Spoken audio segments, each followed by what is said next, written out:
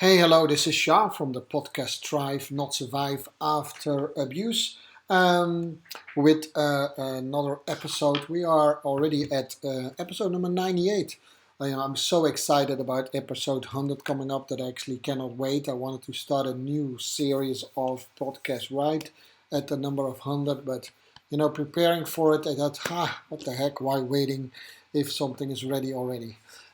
Yeah, so I want to spend the coming few episodes at least on the topic the human needs that we all have. The human needs that we all have, and there are many things written about it, but I like how Tony Robbins actually approaches it easily to remember. There are only six, and if you go through the literature, some people say seven, other people say eight, and some say nine, some say four. I think six is a nice number, and this is the one that I like. Anyhow, so I'm going to introduce them really quick today, and then we are hopefully receiving some questions around it, and then we go through them one by one, or maybe in pairs. I just don't know that yet. That's always a little bit how that goes, but it's kind of a nice model, and it definitely helps a lot of abuse victims, at least the ones that I work with, to get a really good understanding what a person's basic needs are, right?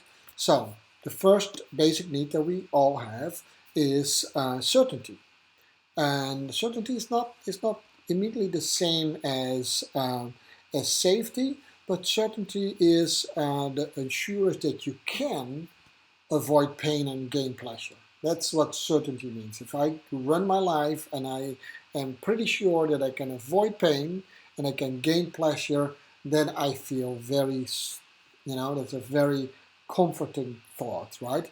So don't immediately say, oh, that's not me, because it has nothing to do whether it's you or not. We all, to some extent, want to have that need being fulfilled, being met, so to speak. We all want that need to be met in some sort of way. And I give you at least one example how we work with that throughout these things, and why some people do a certain behavior, and then you understand that a little bit better. Strangely enough, next to people want to have certainty, we also have a need to have uncertainty. I like the word variety better, so I'm going to probably use that word, but we also like uncertainty. We like variety, we like adventure, right? We need to. And it's not only whether we like it or not, we need to have a certain uncertainty and variety in our life, because if those needs are not met, we are going to do things. We talk about it in this series, so it's going to be exciting. But so the need for the unknown, change, adventure, new stimuli, you call it, movies play in those kind of things because it's new, we don't know about it, right? And that is uncertainty and variety.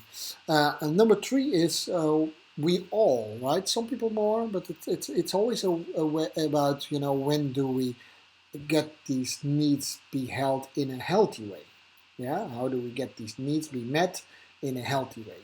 So significance, that's the third one. We all want to feel, to some extent, feel a little bit unique, and we want to feel a little bit important. We want to feel needed. We want to feel special, and all these kind of things. And it could be in all kind of variations. If you know a little bit something about my field, for instance, the hero syndrome, that is coming from that basic need. When you go a little bit too far in these things, you might suffer from the hero syndrome. So we'll talk about that as well. And then number four, it's so those first four are actually quite interesting because they kind of some sort of interrelated, and that is the need to feel connected and to feel loved. So that has a lot to do with the closeness of someone, the union with maybe a group of maybe. And it could be that doesn't have to be, but it's often expressed in a romantic way, right? Now, if you think about those first four, that we all want to meet those, and I take this example of a gang member. There you go. What has that to do with these basic needs of human being? Well, the reason why specifically men, but also girls actually, are attracted to those kind of things, gang members, military, those type of groups, because in one in one instance, all these four things are met. Let's walk through them, right? Let's pretend that we are gang members. I hope no gang members are listening to me and knock at my door here later on, because they might say, "Hey, you got us now," but it is. So if you are after initiations, which we know, if you see those movies, you see those documentaries, it could be really scary. But after initiation and you be into the gang, you have certainty. You know that if you get in trouble, your gang will have your back, right? You know that you will do fun things. They might not be the right things, but you do the fun things. Remember what I said. You can avoid pain and you can gain pleasure, right? So that's one thing. Gang member, right? Gang members, they live, pretty dangerous life. So your need to have uncertainty and variety is immediately met, right? So immediately you have a need. Remember, the third one was a form of significance. We want to be significant. Gang members feel very significant in their neighborhood or wherever they have that. They feel significant. And last but not least, you say, okay, Jean, but the fourth one will not fit in. It's nothing to do with connection and love. Absolutely. The gang members feel they are brothers for life. It's very hard when you get a gang member. I never had one. Maybe I will get one to coach and coach them to a different path of life. Is very hard because they feel so connected and so loved. That isn't that crazy by the people actually who seduce them to do bad things. But that makes a gang so interesting, specifically for young people, right? So they get certainty, they get variety, they get significance, they feel connected and loved. It's very, very powerful. If you're a parent, this is a really good message to understand why some of these things have so much attraction to younger people. Does that make sense? Hooligans, same thing, right? Football, that's soccer in Europe, but we call it football, by the way. But so those kind of things, those type of things, sects, if you now think about these religious sects, there's the reason why they have all this attraction to it, right? I mean, on the risk of being judgmental, I think those are unhealthy ways of expressing those four needs, and definitely unhealthy to meet them. I don't think you have to be a rocket scientist. That is not very healthy for gang members to be in a gang. Most of them actually don't survive it. That's one thing, but also they will hurt a lot of other people in that process as well. Yeah. The other two human needs that are a little bit different, a little bit esoteric, if you want to call it, and it is we all have a need for growth.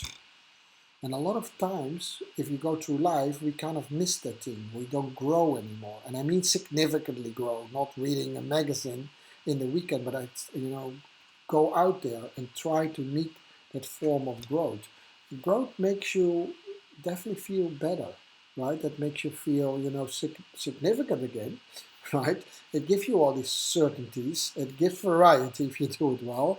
And often you find really good people along the way on your growth path. So growth is an important one. It's an expansion of your own capacity, your capability, understanding of the world. The more you grow, the more you feel that you don't have to be judgmental, you don't have to hate, and so on and so on. You start to become more inclusive. That's all to do with growth as a human being. Huh?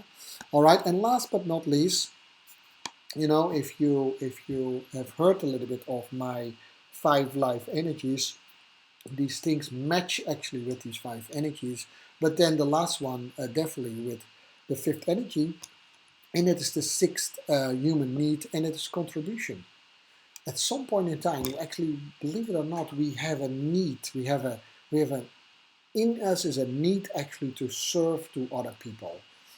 And then you might say, but I don't see that anymore in the world. Well, probably correct, but you see, if you want to see it, you see a lot of people doing really good things for other people on all levels of society. Poor, rich, educated, uneducated, you see it in all levels.